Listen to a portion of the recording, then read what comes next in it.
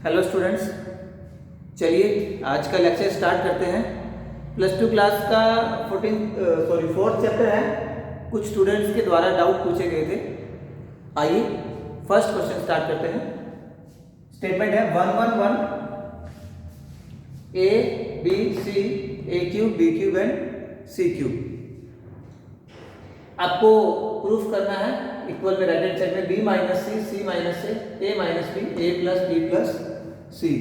हालांकि ज़्यादा difficult question नहीं है, क्योंकि मैंने आपको समझाया हुआ है कि 4.2 में अगर आपके पास ऐसे किसी कंप्लीट एक रो में या एक कंप्लीट कॉलम में अगर आपके पास 111 आ जाता है तो आपको कुछ ऑपरेशन याद रखने की हर क्वेश्चन के अंदर यही ऑपरेशन लगेंगे। अब यहाँ पर 111 आया है फर्स्ट रो में, तो दूसरी बात जो मैंने आपको समझाई है कि अगर आपके पास रो में 111 आता है तो ऑपरेशन कॉलम पे लगेगा। अगर 111 कॉलम में आता है तो ऑपरेशन रो पे लगेगा, ये आपको याद रखना है। तो यहाँ पर रो में था हमारे पास 111, तो हमने ऑपरेशन लगाना है कॉलम में। क्या ऑपरेशन लगाना है, इसको एज इट इज मैंने बोला है आप लोगों को कि इसको एज इट इज याद रखिए। जब भी 111 आएगा तो आपका C1 यानी यहाँ ऑपरेशन आप नहीं लगाएंगे, आप इसको हेल्प के रूप में लोगे, यानी हेल्प आप लोगे जो भी ऑपरेशन आप लगाओगे उसमें। तो पहला ऑपरेशन हम लगाएंगे C2 में, हमें इसको 0 बनाना है इस 1 की हेल्प से। सो C2 के ऊपर ऑपरेशन लगेगा C2 change to C2 minus C1। फिर हम C3 के ऊपर ऑपरेशन लगाएंगे, और C3 के ऊपर जब ऑपरेशन लगाएंगे तो हेल्प अगेन हम C1 की लेंगे, C2 की हेल्प हम नहीं लेंगे।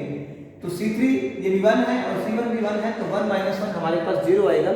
इसलिए C3 के ऑपरेशन जो लगेगा C3 पर वो लगेगा C3 माइनस C1। क्लियर है?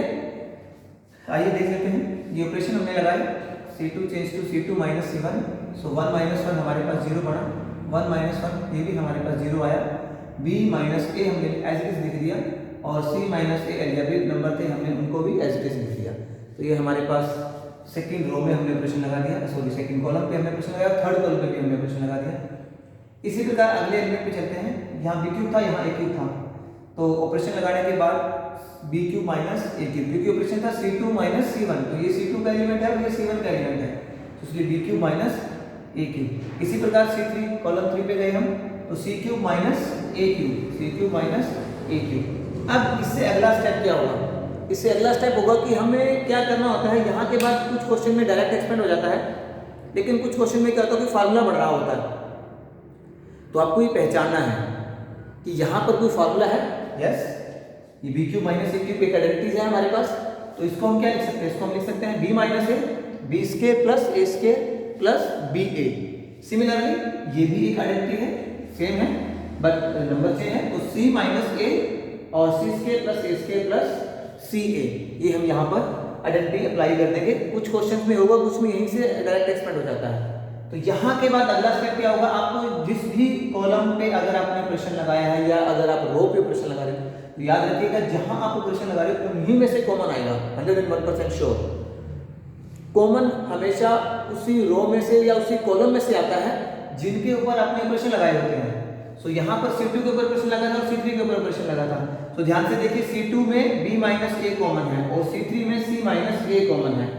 So B minus A and C minus A common from column 2 and column 3. So हमने कॉमन ले लिया।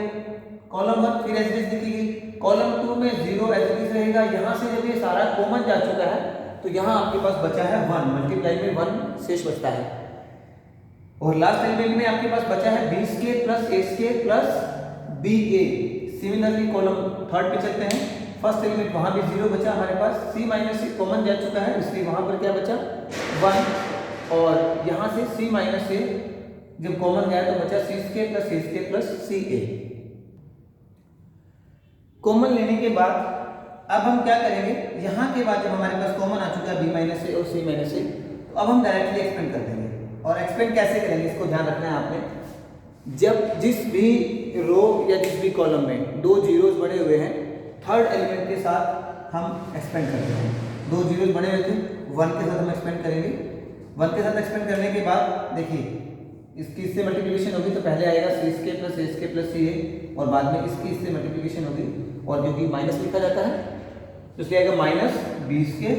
तीनों टर्म्स के साइन चेंज होंगे, माइनस बी स्क्वायर माइनस ए स्क्वायर माइनस बी। यहाँ पर ए स्क्वायर कॉमन है दोनों में, तो ए स्क्वायर से ए स्क्वायर कैंसिल हो जाएगा। देखिए ए स्क्वायर से ए स्क्वायर कैंसिल होने के बाद हम क्या करेंगे, स्क्वायर वाली टर्म को पहले लिखेंगे सी स्क्वायर माइनस बी स्क्वायर, और विदाउट स्क्वायर वाली टर्म जो है हमारे पास उनको लास्ट में लेंगे सी ए माइनस बी ए। अब इसके बाद आपको क्या करना है, यहाँ देखिए ये फिर से आइडेंटिटी बन चुकी है, तो it's C minus B and C plus B. यहाँ दोनों में से ए कॉमन है, तो फिर हमारे पास यहाँ भी क्या बचा, सी माइनस बी। एंड याद रखिएगा 101% श्योर बता रहा हूँ, सभी क्वेश्चन में इसी प्रकार बचेगा, जो यहाँ होगा वो यहाँ आएगा, और यहाँ टर्म कौन सी आएगी आंसर में आप चेक कर लीजिएगा, दो टर्म हमारे पास आ चुकी होंगी, तीसरी टर्म रहती है वही 100% श्योर यहाँ बनेगी। सो सी माइनस बी फिर यहाँ से कॉमन आएगा हमारे पास। अब यहाँ देखिए सी माइनस बी जब कॉमन गया तो सी प्लस बी हमारे पास बचा, और यहाँ से जब सी माइनस बी कॉमन गया तो ए हमारे पास बचा। अब ये आंसर तो हमारे पास आ चुका है, एक छोटी सी प्रॉब्लम इसमें और आंसर में है, वहाँ पर हमारे पास a माइनस बी है, जबकि यहाँ पर हमारे पास b माइनस ए आया है। आप इसके बाद लास्ट लाइन आंसर से मैच कराएंगे। देखिए b माइनस ए है, आंसर में हमें राइट हैंड साइड में चाहिए a माइनस बी, तो हम इसमें से माइनस कॉमन लेंगे। c माइनस बी है, आंसर में चाहिए हमें b माइनस सी, एक और माइनस यहाँ से कॉमन आएगा, तो ये माइनस हमारे पास कैंसिल हो जाएगा, बाकी आपका आंसर सेम है। इस प्रकार आपको ये क्वेश्चन कंप्लीट करना है। आइए स्टूडेंट नेक्स्ट क्वेश्चन देख लेते हैं। क्वेश्चन नंबर 8 है, स्टेटमेंट है, फर्स्ट कॉलम में लिखा है x y z, column second में लिखा है x square y square z square, and column third में लिखा है x की power 4 y to the power 4 and z to the power 4। Right hand side में जो वैल्यू हमें प्रूफ करनी है, x y z bracket x minus y bracket y minus z bracket में z minus x and last bracket में x plus y plus z। Almost पिछले question से मिलता जुलता ही क्वेश्चन है, केवल एक स्टेप एक्स्ट्रा होगा। हमें सबसे पहले देखो यहाँ से हमें दिख ही रहा है कि तीनों एलिमेंट्स के अंदर, फर्स्ट रो के तीनों एलिमेंट्स में आपके पास x टर्म इन्वॉल्व है, सेकंड रो में तीनों एलिमेंट्स में y है, और थर्ड रो के तीनों एलिमेंट्स में z है हमारे पास। सो स्टूडेंट्स यहाँ से हम x कॉमन लेंगे, यहाँ से हम y कॉमन लेंगे, और यहाँ से हम z। मैंने लिख दिया है taking x y z common from row 1 row 2 and row 3। तो जब आप कॉमन लेंगे x y z, तो यहाँ x की पावर 1 थी, यहाँ y की पावर 1, यहाँ z की पावर आपके पास 1। सो लिस्ट पावर ही कॉमन आती है, ये आप रूल पहले से जानते हैं। तो जब x कॉमन आया तो यहाँ पे मल्टीप्लाई में एलिमेंट बचा 1, यहाँ x की पावर 2 थी, एक पावर कॉमन जा चुकी है, x बच गया हमारे पास। x टू दी पावर 4 था, एक कॉमन जा चुका है, x to the power 3। Similarly बाकी 2 रो में देख लीजिए। अब देखिए जो मैंने आपको समझाया हुआ है, यहाँ पर फिर क्या है हमारे पास 1 1 1। लास्ट क्वेश्चन जो अभी हमने किया उसमें कॉलम में था, सॉरी रो में था, इसमें कॉलम ऑपरेशन लगे थे। यहाँ पर फर्स्ट कॉलम की तीनों एंट्रीज जो है वो 1 1 1 हमारे पास आ चुकी हैं, और यही इस एक्सरसाइज का रूल है, ट्रिक है कि जब आपके पास 1 1 1 बढ़ जाए उसके बाद आपने कुछ भी नहीं सोचना है, एक ऑपरेशन याद रखना है जो आपने लगाने हैं, इन ऑपरेशंस को आपने याद रखना है।